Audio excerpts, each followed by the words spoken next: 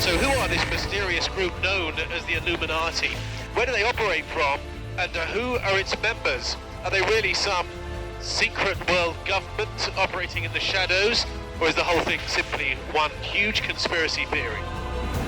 One has to consider the strong possibility that there are puppet masters above Obama, above Cameron, above Putin, who are organizing and influencing. It's terrifying that there are millions, perhaps tens of millions of people in the world who believe in the Illuminati as a fact. It's incredibly widespread, and considering the historical data, it's surprising so many people believe what is effectively an urban myth. So you believe that they were trying to match this to the way they've laid out Paris? They've created an Egyptian temple in the middle of Paris. It's now become a series of all-encompassing conspiracy theories, but the Illuminati did exist. They are a secret society that makes things happen in ways that we know what not of. The pentagram is an ancient symbol of occult power, which was used to designate a ritual space inside which magic was performed. Which is, as we now know it, the City of London.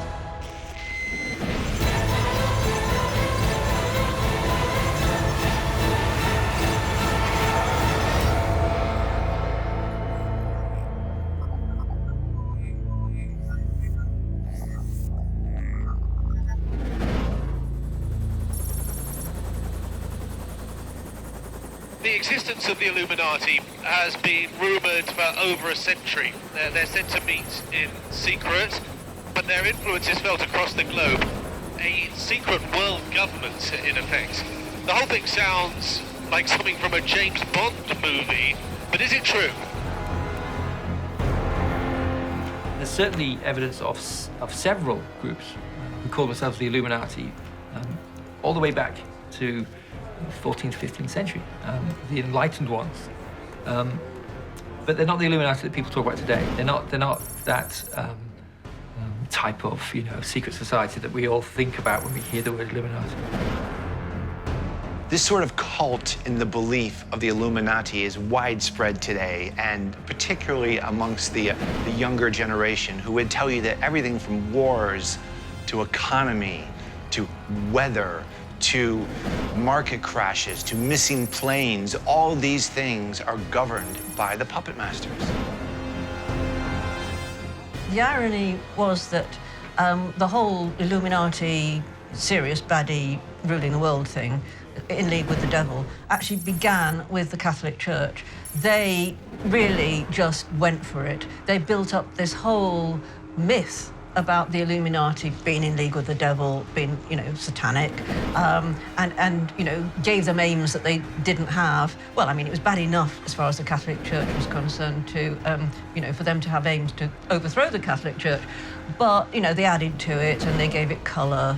And that is what started today's Illuminati myth. The Catholic Church started it.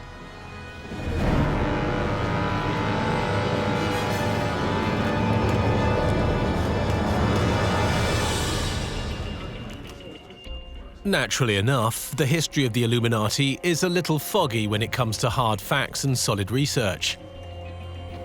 Historically, the name refers to a secret society founded in 1776 by a law professor in Germany called Adam Weishaupt. According to his own writings, he set it up to oppose the church and state's power, influence and prejudice over public life. It was made up of academics, Renaissance thinkers and Freemasons. On the whole, it had a positive agenda, fighting for freedom and equality for all men and women. Quite radical in the 18th century. Today, the Illuminati is seen by many as a cabal of influential politicians, financiers and old European families who secretly control the world outside and above elected governments. According to rumours, they meet in secret to carry out their evil plans, which include creating financial crashes, price fixing, and starting wars and conflicts. They are said to be sworn enemies of the Church, and many are top-ranking Freemasons. In recent years, The main symbols of the Illuminati, the all-seeing eye and the pyramid, have been spotted in music videos, leading a whole new generation to believe that artists like Jay-Z, Beyoncé and Katy Perry are part of a conspiracy to brainwash the youth of today with an Illuminati agenda. In a Rihanna video, there's secret subliminal messages about obey the Illuminati. And Katy Perry video, with ancient Egyptian stuff and little dogs and men turning into dogs and, and her strange teeth. This is, according to vast numbers of people, a fact that subliminal Illuminati messages, satanic messages, are leaching out from all of these sources, these crazy modern sources, and infecting our brains. Are you telling me that Lady Gaga is not involved in some new world order? No, she's involved in a new world order that consists of Lady Gaga. What they stood for, shall we say, the relatively modern Illuminati, was to allow people to think freely. They wanted gender emancipation and education for women. They wanted to get away from the domination of the church. They wanted to get away from the domination of various political despots. And they stood, ideally, for freedom.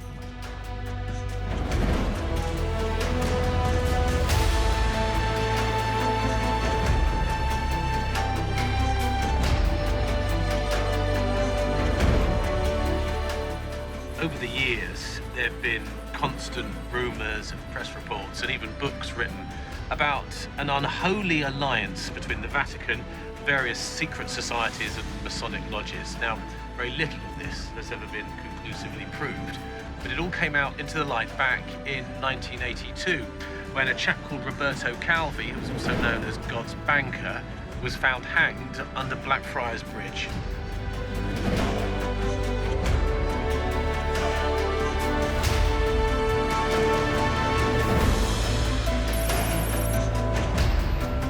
Author Robert Howells has spent years investigating the shadowy world of the Illuminati. He believes that it does still exist, but not as a central group, more a murky web of secret societies and Masonic lodges, many of whom do have high-level links to the Vatican, politics and banking. Do the Illuminati exist today? The ideals of them, certainly. This ideal of cultural revolution and cultural uprising has kind of stayed with us. And certainly people look back at the French Revolution as a marked moment where the populace could turn around and say, we're not happy with this government, we're getting rid of it. We're not happy with this oppression or this rule, and we can rise up against it. So as a symbol of that, they still exist.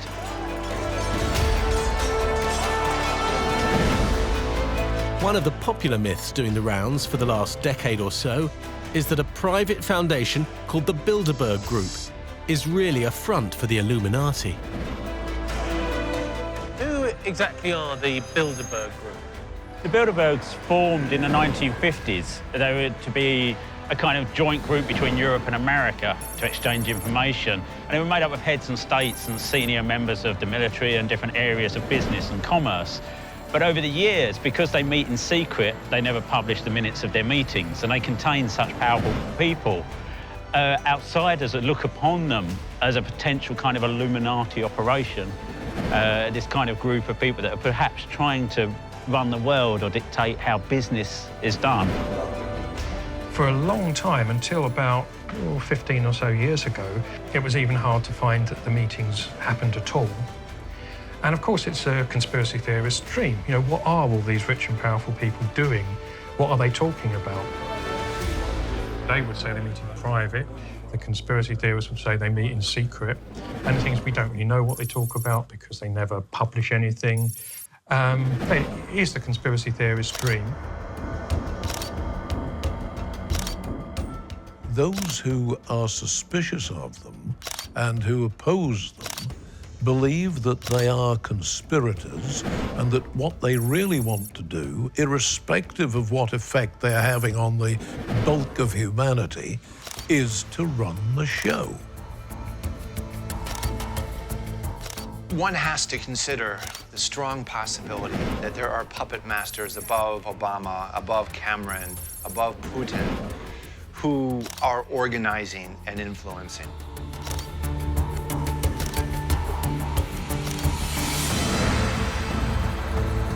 Since the French Revolution dissolved its monarchy, Paris has long been one of the centers for secret societies, Freemasonry and the Illuminati. According to the rumors, core members of these groups possess written heretical material, perhaps alternative gospels and contemporary records from the 1st century that would challenge our accepted view of Christianity. Rob's research has revealed that one of the hotbeds of this heresy was at the Church of Saint-Sulpice, which is said to have housed a whole library of so-called heretical texts and books.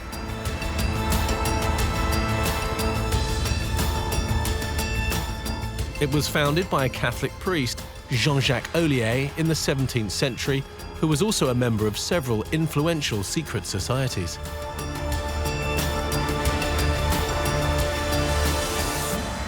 So there's something we need to see over here.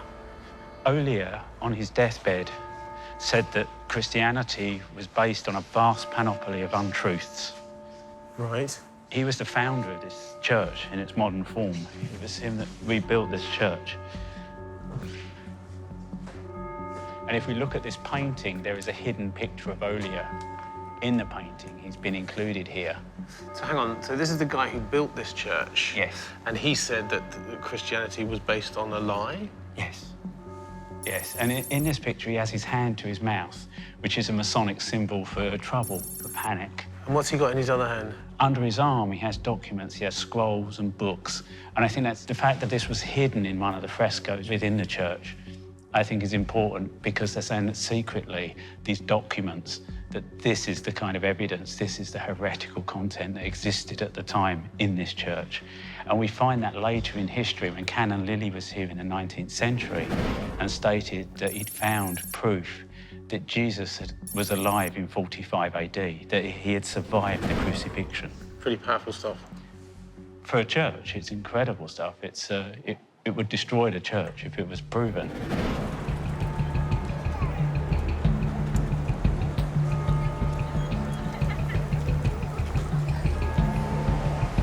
In fact, the Church and the Illuminati have been connected for centuries.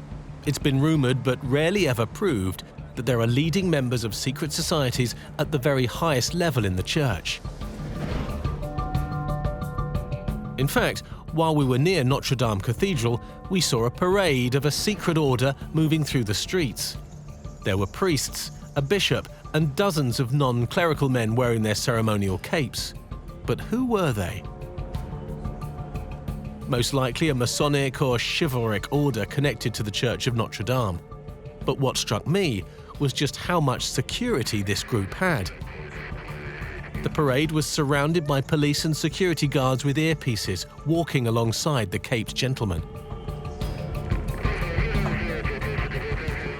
So you ask, who are these people? And it gets a little difficult to articulate. We have the Bilderberg Group, we have G8, we have these notions of who prints the money in the world. You look into that, you find it's privately held, and you wonder, who owns that? So these people, if they do exist, and all evidence sort of suggests that their existence is real, they've maintained their anonymity in the shadows now for hundreds, if not thousands of years.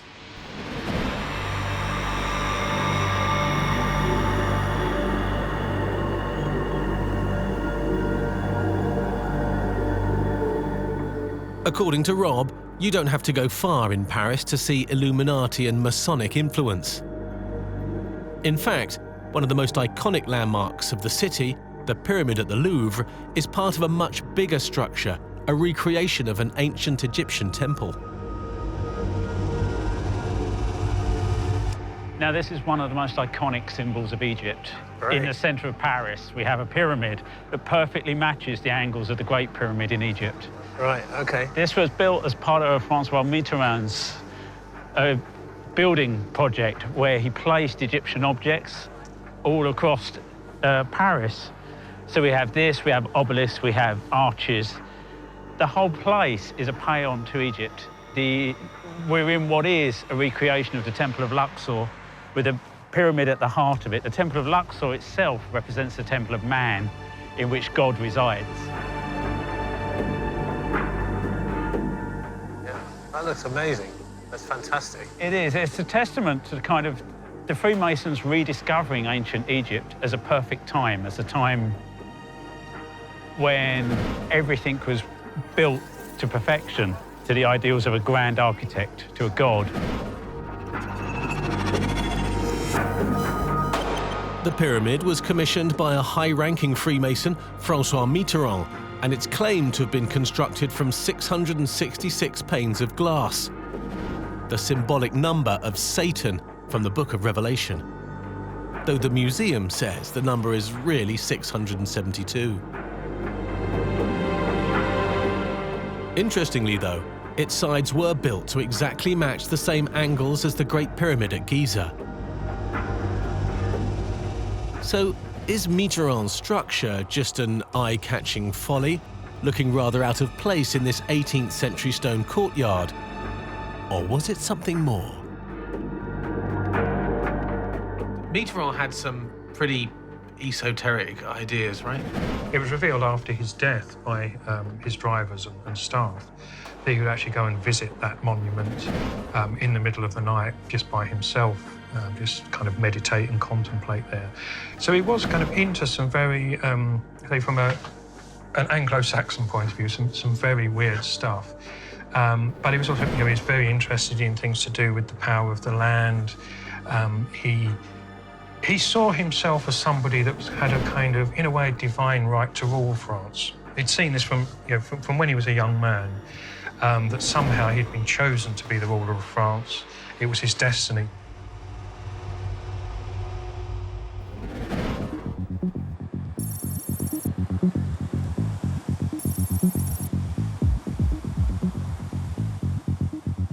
So we've seen the pyramid in the Louvre, and we're now at the western end of the gardens of the Louvre, and this is the obelisk.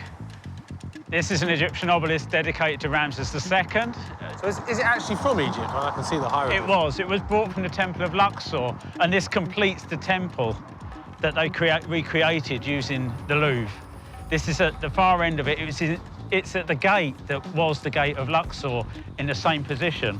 If we look at a map of the Louvre with the gardens, see the pyramid and the head of what would be classed the man in the form of a temple. So the pyramid was here, and if we come down through the gardens, we're now down here at the obelisk. And if we see an aerial photo of the Temple of Luxor, we can see the same layout. Yeah, similar layout. And at the same end, down there, that was where this obelisk came from. So you believe that they were trying to match this to the way they've laid out Paris? They've created an Egyptian temple in the middle of Paris. So on one level, you see these famous landmarks that we all know and love, but you think there's something a lot more to it in the way they're laid out? It is very much of the Masonic plan to reintroduce these older beliefs and these older mysteries into the modern day, and to use that kind of architecture, the great Egyptian architecture, and to recreate temples in the same way that they recreate Solomon's temple every time they build a lodge. So they build the Egyptian temples as well in a capital city, in the middle of a city. If Rob's right, and the positioning of the Louvre pyramid and the obelisk was part of a secret Masonic plan to create a sacred space in the heart of Paris, then you get a sense of the power and influence that its creators must have had. And when you compare the layouts of the Temple of Luxor and the area around the Louvre, then you can see distinct similarities.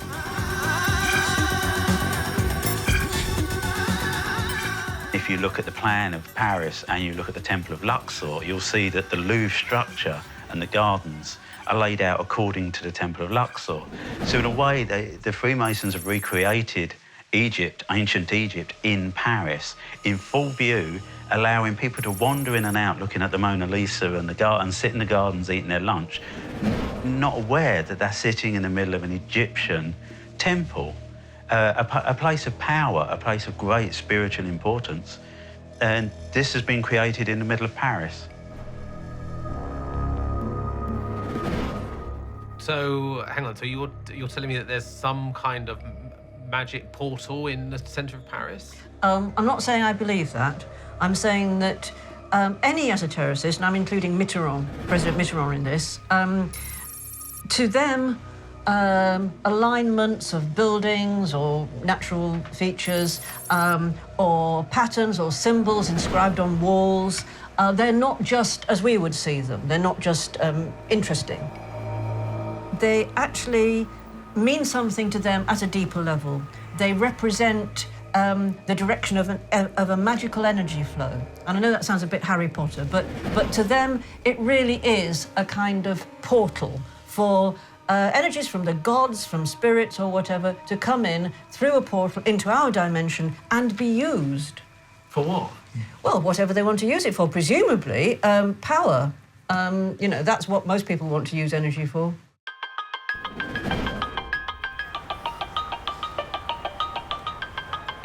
Unusually for a society created at the time Mozart was still alive, the Illuminati is big news today in youth culture and social media. The internet is in a tizzy over what some people see as its satanic messages and images being used by today's celebrities.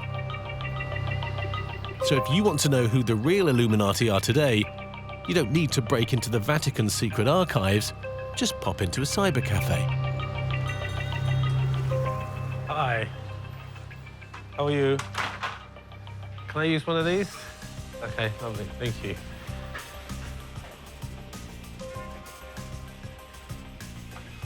What do people think the Illuminati are today? Well, it's an astonishing phenomenon. It's worldwide. I was going to say mainly young people, but I don't know why I say that. I mean, it's just vast numbers of people on the planet today think the Illuminati exist behind the scenes, in league with the devil. I mean, absolutely not a turn of phrase. Absolutely, literally in league with the devil, possibly with devilish aliens. And they basically run the world. They're trying to establish some sinister new world order. And according to all the believers in this theory, because that's what it is, which they accept as total fact. I mean, to them, it's not a theory. According to them, these people are in governments, they're in the medical profession, they're in financial world. Some of us might agree with that to some extent, but they're there and they're real, and this is a real conspiracy based on a satanic pact, basically.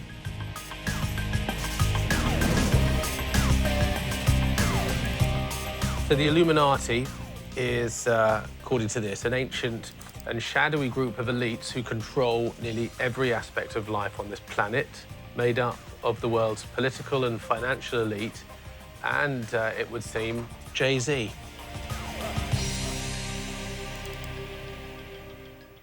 It's extraordinary how many people now believe it. I mean, it's all over the internet, but you kind of expect that to be. But just talking to people, people that aren't particularly interested in any of these subjects, or interested in politics, you know, some particularly young people, students we've talked to, absolutely accept the Illuminati as an established fact. Really just because everyone around them says the Illuminati exist. It's incredibly widespread, and considering the facts, the data, the historical data, it's surprising so many people believe what is effectively an urban myth. Ah, this looks interesting. You too can join the Illuminati. Here we go. Just need my details. $2.99 a month.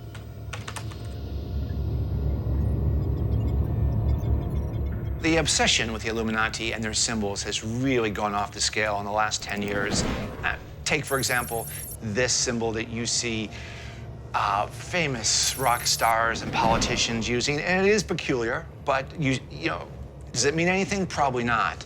The other one is the all-seeing eye, which of course appears on the dollar bill, and it represents the all-seeing eye of the grand geometrician of the universe, according to Freemasonry. But now you see this in Lady Gaga videos and Jay-Z videos and Rihanna and all these celebrities now, they're all using the same sort of images. Fine, I mean, they are cool images, but the bloggers and the sort of, fringe press are looking at this and saying, ha, you are a member of the Illuminati, and you have been chosen to propagate these messages. But it's bollocks. I mean, it's just cool imagery they're using to sell music.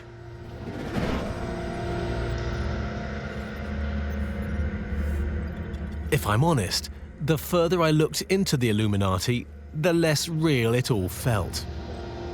Yes, there was a small group of free-thinking liberals in Germany back in the 18th century, but as far as I can ascertain, that was where it ended. But since then, the myth of the Illuminati has been slowly and surely built up on the back of Freemasonry, secret societies, private foundations, and occultists to create this monster we see today. When we look at the people's conceptions of what the Illuminati might be in today's world, people have almost certainly got the situation totally wrong.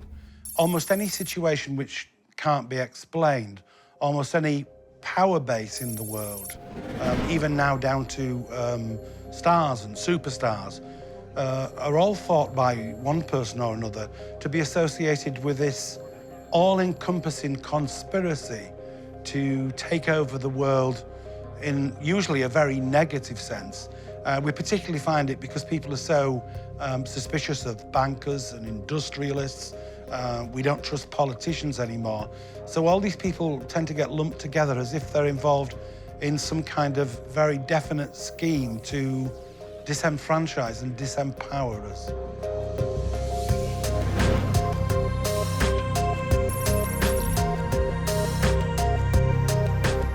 Paris wasn't the only city to be influenced by secret societies and Freemasons. After the Great Fire of London destroyed much of the city in 1666, the great thinkers, writers, architects and alchemists of the day, like Sir Christopher Wren, seized the opportunity to rebuild London reflecting their esoteric agenda. Journalist David Hambling has spent years studying their influence on London, revealing a secret world of symbols, ancient geometry and the occult hidden in plain sight. One of these men was Nicholas Hawksmoor, who built a number of churches in London, including Christ Church in Spitalfields. What's interesting about them was that they were all built along a particular pattern with separation and alignments, which linked them all together. OK, so this is a map of the City of London? So this is a map of the City of London area, and we are there at Christ Church, Spitalfields. And then you've got St Luke's, St George's, St John's. Right, and that makes a sort of star... Makes a sort of pentacle. So are we suggesting that Hawksmoor deliberately built his churches to make a shape of a pentagram? The pattern and the separation between them certainly makes it look as though he was trying to produce some kind of design, and the most obvious way to join them up is into a pentagram like that. And what's the significance of the pentagram? The pentagram is an ancient symbol of occult power, which was used to designate a ritual space inside which magic was performed. And so what's he telling us then? Why this space? Do we know what was... Basically, he's staking some kind of claim to the area within that space. Which is, as we now know it... The City of London. The City of London. The Illuminati is often connected to a lot of conspiracy theories. What are the main ones? I mean, they are at the centre of all the biggest conspiracy theories. Perhaps the most famous one is an American conspiracy theory called the New World Order, which is this idea that there is a group that's trying to abolish countries, and in particular, abolish American sovereignty and American rights. So they see things like the European Union, where you see the national boundaries being dissolved and things being run by a shadowy central organisation. For them, that's a sure sign that the Illuminati are behind it. And in their view, the Illuminati are attempting to take over the rest of the world as well. They may not have taken over the world in the 17th century, but they did rebuild London, and their crowning achievement was undoubtedly St. Paul's Cathedral. According to Hambling, it was to be at the very centre of the sacred space they had created in the city, a New Jerusalem. Now I recognise this place. And it's a far cry from the austere, simple lines of Christchurch Spitalfields. Yeah, absolutely. This is very much the handiwork of Sir Christopher Wren. In fact, this is his greatest achievement, and possibly the greatest achievement of 17th century English architecture, St. Paul's Cathedral, heart of the New Jerusalem that the builders wanted to create after the Great Fire of London. So this was absolutely central to the Illuminati's plans? This was literally central to their plan of London. What do we got here? This is, and St. Paul's lies at the very heart Oh, right, OK. of the rebuilding plan. So was this where we started, Christchurch Spitalfields?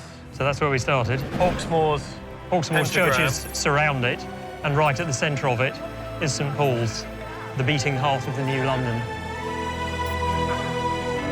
Yeah, the New Jerusalem is the shining city on a hill, the example to the world of a perfect, idealised city. And at the heart of that is a modern version of Solomon's Temple, which embodies all the wisdom in the universe, and that is St. Paul's Cathedral. That was the vision of Christopher Wren and the others who were trying to rebuild their New Jerusalem here.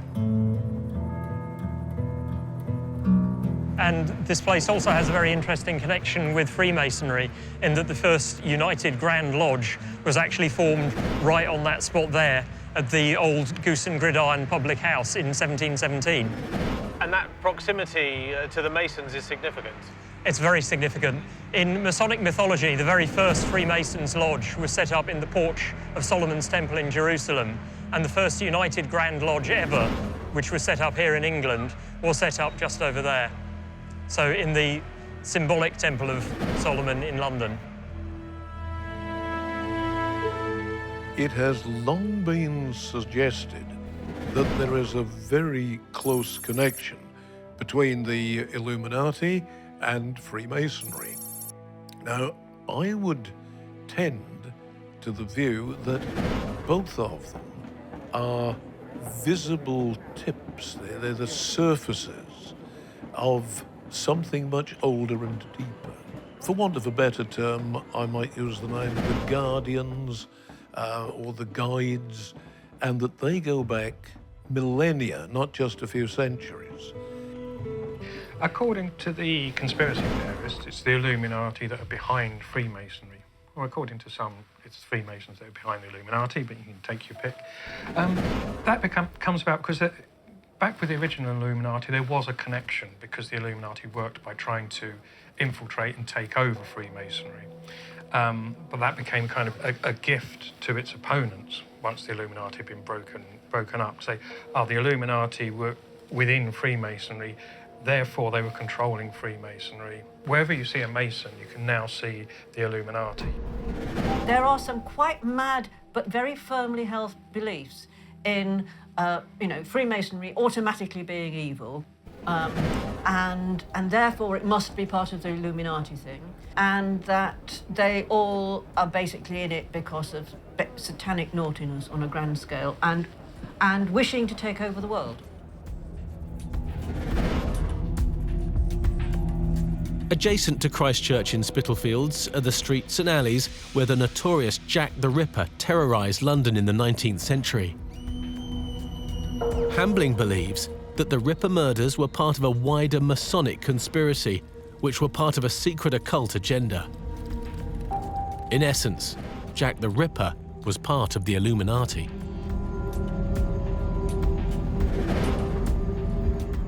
One of the most famous and grisliest mysteries of Victorian London were the Jack the Ripper murders of 1888, when a number of prostitutes were killed and horribly mutilated all around this area. Jack the Ripper was never caught, and there are many theories about why he did what he did. But what wasn't fully appreciated until recently was there was very strong occult connection in the way the bodies were mutilated, the way they were laid out, and the pattern in which they were killed. What do you mean the whereabouts of where the murders happened? Well, if you plot their locations on a map, they form an exact parallelogram. Okay, so 1, 2, 3, 4. Which are, yeah, those are the 4 who were found outside. There was the 5th victim who was found inside under different circumstances, but with those 4, there appears to have been a ritual connection. So if you were to superimpose that onto a map, you would get that. Oh, right, okay, so we are here.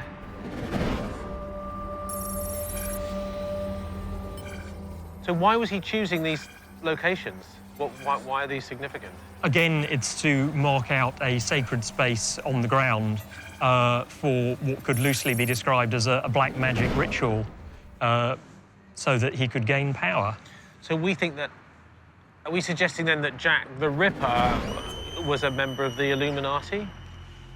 He certainly had an understanding of the kind of principles that the Illuminati were working with. If he was a member of them, I would say he was probably a rogue member who was just out for himself. Given all this information, do we know who he might have been? There's a very strong suspicion that he was a man called Robert Donston Stevenson, who was a student of the occult and a journalist who wrote a number of articles about the black magic connections of the Jack the Ripper killings. He was arrested 3 times for the murders, but the police never proved anything and he was released. But he remains one of the strong suspects. One of the theories which is associated with the horror of the Jack the Ripper killings is that the lacerations were meant to conform to a certain geometric pattern, that it wasn't simply the old Masonic vengeance for oathbreakers, which it was, but that at the same time there was a geometrical aspect of the mutilations that he carried out. And that has a very sinister depth to it. Just exactly who was the Ripper and why did he use those peculiar configurations on his victims? When you're presented with the hard evidence of the Illuminati's influence on London, it's a compelling case. But has there really been a coordinated effort from one group to run our lives, our politics, our economies, even build our cities from the shadows? Or are some people just trying too hard to connect all the dots and construct a powerful mythology? Well, the longer I've lived, the more I've looked into society and why things apparently happen in very unexpected ways sometimes, my life experience suggests that there are influences other than the simple cause and effect that we're aware of. But that is more of a gut feeling. I can't say, oh yes, I'm sure they exist because of A, B, C, and D. I've got no proof that they are a dangerous secret society. But when I look at all the things that happen, both politically and economically and internationally, then I can't help wondering why those things happen. But it's only a question mark. It's not a certainty in their existence. My neighbour, for example, totally believes, as a fact, that the Illuminati secretly run the world and are trying desperately to establish a new world order, in which they are succeeding bit by bit. And this terrifies her. Or she gets together with all her friends, and even their religious advisors are pushing this idea that the Illuminati are in charge. So for some people, it's a very real and a very tangible threat. It's very real, it's very tangible, and the fact that most people don't acknowledge it, most people walking in the street, the man in the street, don't acknowledge it, just shows, how they're sleepwalking around. not acknowledging this terrible threat that is hanging over us all. You know, what's interesting, these societies today, like these Neo-Templar and, of course, Freemasonry, what do they have in common? They're private and secretive, and that allows them to have some fun and pay homage to ancient tradition, but they're harmless. But because they're secretive, they get thrown into this bucket of being evil and part of the Illuminati, and they're really not. They're really harmless. I think what we might have here is actually the reverse of what many people think, in so much as the Illuminati is seen as almost like a nefarious, dark, manipulating group who are trying to bring about their own world agenda. What if they're the opposite? What if they are a group that are actually trying to uphold ancient traditions, ancient symbolic ideas that were pre-church, pre the religions of the book? And what if they are trying to actually make us aware that some of these ideas, the measure, for instance, sacred geometry, are actually where we find God, where the real spiritual elements of life can be found. If we look back to the original conception of the Illuminati, when it first bore that name, its whole idea was to literally build a better world, not just for the influential people, but for ordinary people. In my conception, and through a host of different books, it seems to me that something like the original Illuminati does indeed still exist, but it's much more subterranean than most people would think these days. And it's very similar in its intentions and objectives to what it was back in 1776. It seeks to make the world a better place, but we have to remember that the people involved in it are extremely patient. In a world where everything seems to happen in 2 minutes, the Illuminati, if that's what you still want to call them, are generational and multi-generational. They take the time, but they are, slowly but surely, making the world a better place.